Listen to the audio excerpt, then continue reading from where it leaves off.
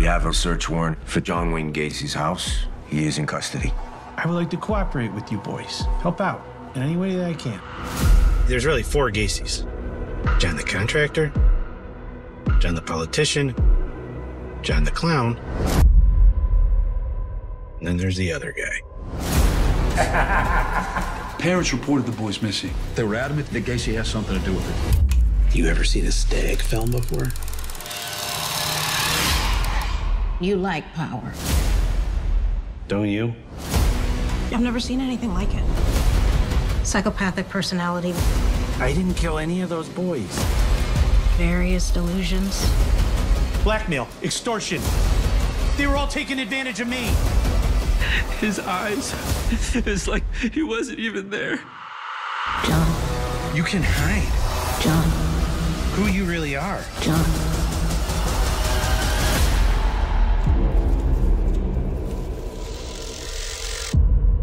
So it was a fine line in order to portray him fully and tell the whole totality of the story. I had to make him somewhat charming and likable to the extent that we understand why these young men and boys would get in his car or take a job at PDM Contractors, his construction company. In the beginning, I very much struggled with that. I didn't want him to seem likable at all. But our showrunner and executive producer, Patrick Macmanus, eventually said to me, no, that's what you have to do, because then we as an audience will understand. We'll start to be seduced by him and taken in by him, and then the mask will drop and we'll see the evil that lived beneath the mask. And so that was a real challenge, because in no way did I want to glorify him, certainly, but not even really give any kind of sympathy to him. But at the same end, I had to fully embody him. What drew me to the part was how inspired Patrick seemed to be. He came to me, told me that he had written it with me in mind. Had already sent me 3 scripts that were complete and thorough in their inspection and exploration of what the lives, or what we believe to have been, what could have been the lives of these young men and boys, you know, the potential that they all possessed, and how all of that was snuffed out. And I think that focus was important to all of us, you know. It dissipated all the concerns and all the reluctance we may have had to try to revisit this story, this 5-decade-some-odd-year-old case. And also exactly what you described, that Tovar was, after the first episode, we know who did it. Everybody has known who's done it for 50 years. So the important thing was less so of a whodunit and more so of a who were they. Who were these young men and boys? Who were the victims? And so his pursuit of that, the real man, and his, not only during the course of his investigation, but also beyond that, he carried that with him throughout his life. Still carries it to this day. Has spoken about this case countless times as a consultant, as a law enforcement consultant, and said in many interviews that he just never let it go. It was important to him to continue to, until all of those young men, till all of their humanity is reclaimed. He's not done. He's got to continue to try to suss out whatever information he can, to turn to DNA evidence, to turn to the advancements in law enforcement technology, whatever has to be done. So I was really, really fascinated with his, that crusade that he was on, and I was happy to portray him. He's also from Crystal City, Texas. I'm from Austin, Texas, so there's a lot of kinship there, and I think a lot of relatability for me as an actor playing the character. I didn't know anything about Elizabeth before starting. I knew just the most basic details about this story. And Michael Chernus actually called me when this was coming my way, and he told me that she was in many ways our hero, because she and her family really helped to stop Gacy. And that was extraordinary to me, to imagine somebody being in this situation and still kind of persisting through that. And it was very inspiring to me, and continued to be throughout the process. This woman is incredibly inspirational. I mean, respect is really at the heart of everything that we did with this show. it started with Patrick Macmanus, but we all really believed in telling the story and telling it in the way that we did, which was really shining a light on all these victims and these voices that unfortunately went unheard at the time. If we knew their names at all, it was just in relation to being killed by John Gacy. And so, we couldn't cover all 33 of his victims, but we tried to show some aspect of some of them before they ever crossed paths with John Gacy. I think we're fascinated with these stories because of the very personal nature to most of them. How I think Andrea Canning said it to me when we were talking to Dayline yesterday. It's kind of a motto for them. It's the marriage, not the murder. It's these motives are often rooted in these really deeply personal emotions that people are feeling for each other.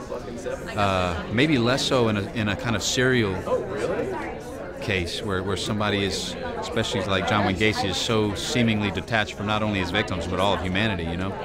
But I think that there is a personal nature to these stories and a individual personal struggle with the men and women who are tasked of solving these cases that is intriguing to all of us. It could be us. There's an ordinariness. There's a mundanity to the heroism that happens. There's a human element to their shortcomings and their fallibility. So I think it's really about that, and that humanity or lack thereof is what we bring to the table with this story and the telling of this story. It's not about the gruesome nature of the crimes. It's only about how this person and all the wreckage he left behind became this catalyst and this crossroad for so many families, so many people who were touched by what happened, what occurred, and how they've all become this really weird, vast, dysfunctional family that all exists tied together by this one thing, this one man. I think honestly, this is a time when we're all feeling a lot of anger and grief at a lot of things in the world. That in itself wasn't hard to tap into. But I will say that I was thinking about this a lot in terms of, keeping the real woman and the real family, and not just their family, but all the families.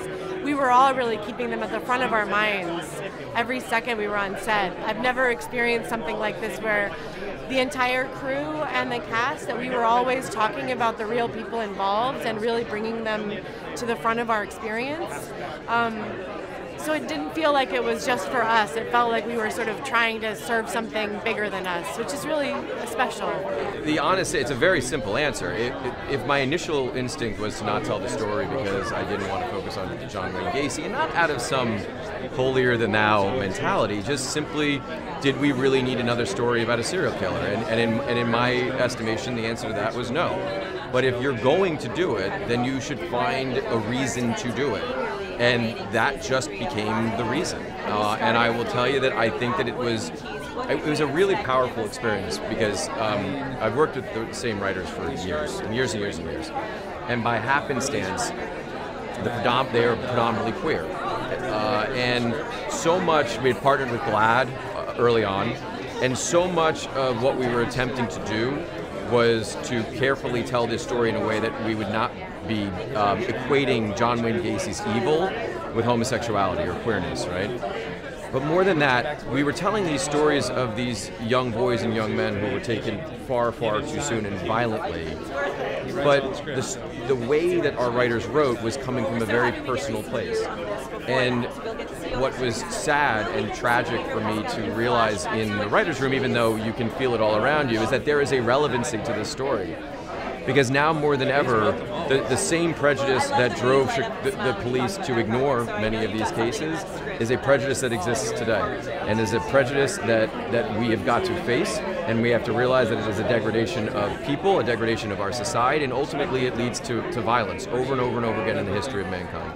I think one of the reasons John Gacy got away with what he got away with for so long was that he appeared totally normal, totally friendly. He was the neighbor next door who you'd want to help shovel your driveway after a snowstorm or jumpstart your car when your battery died. And that was this very well-constructed facade, actually. I think he was a master manipulator. And he said it himself. He wore all these masks. He had these multiple personas that he could put on at the drop of a hat. and he was really hiding in plain sight. You know, he was the kind of aw shucks, blue-collared, chubby, you know, son of Polish immigrants, Chicago guy, when really he was anything but that. The detective said missing kids usually come home. What happens when they don't?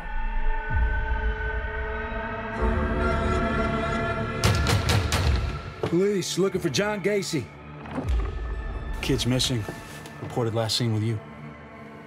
Yeah, I don't know who that is.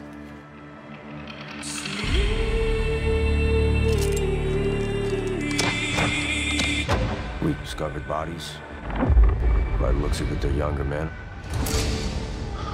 This boy displayed signs of strangulation.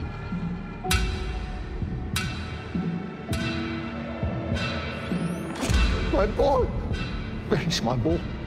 His teenage male employees start disappearing, and nobody in your department looks into the guy? The things he did to those kids.